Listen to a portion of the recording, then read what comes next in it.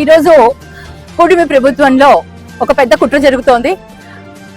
YWCS ని మాచాని శ్రీ పద్మశ్రీ మాచాని సోమప్ప గారు 1938లోనే దీన్ని స్థాపించడం జరిగింది.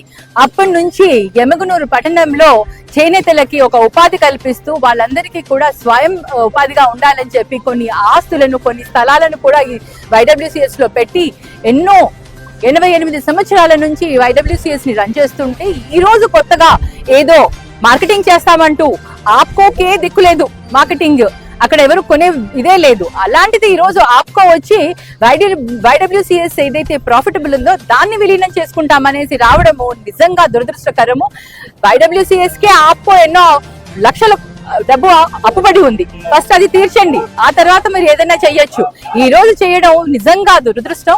మీ అందరం కూడా ఈ ఆప్కోలో విలీనాన్ని వ్యతిరేకిస్తూ ఈ రోజు మెంబర్స్ అందరికీ కూడా ఎడ్యుకేట్ చేయడం జరిగింది. లోపల అందరూ కూడా వ్యతిరేకంగా ఓట్ చేయమని చెప్పడం జరిగింది. నిజంగా ఇటువంటి పరిస్థితి ఎందుకు తీసుకుని వస్తున్నారో తెలియదు. ఎందుకంటే ఇది కేవలం రాజకీయంగా చేయాలని, లేకపోతే ఇక్కడ ఉన్న ఈ YWCS కు ఉన్న ఆస్తులన్నింటినీ కూడా నిర్వీర్యం చేయాలని చెప్పేసి ఒక కుట్ర పనినారు. ఆ కుట్రని మేము ఖచ్చితంగా ఎదుర్కొంటాము.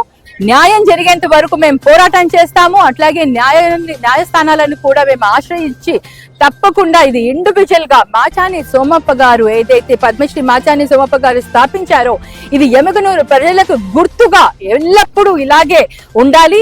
ఆయన పేరు మీదనే ఇది ఎప్పుడు ముందుకు నడవాలి.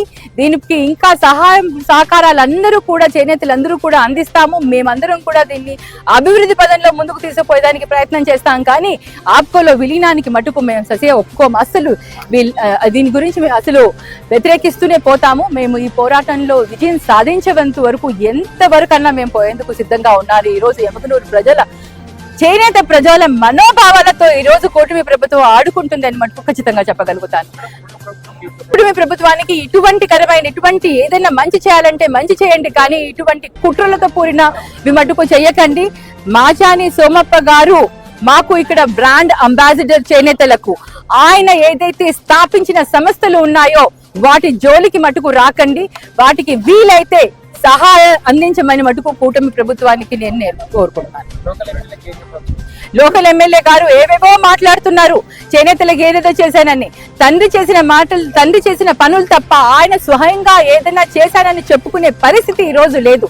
ఈ రోజు మరీ చెప్తున్నాడు, నేను లోకల్ కాదు, నేను నాన్ లోకల్ అని. నేను ఇండియన్, అది తెలుసుకోమని చెప్పండి.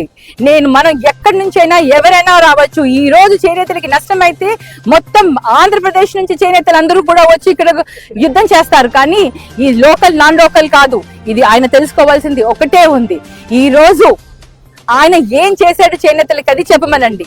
మా ప్రభుత్వంలో చేనేతలకి సంవత్సరానికి 24,000 ఆర్థిక సహాయం చేశాం.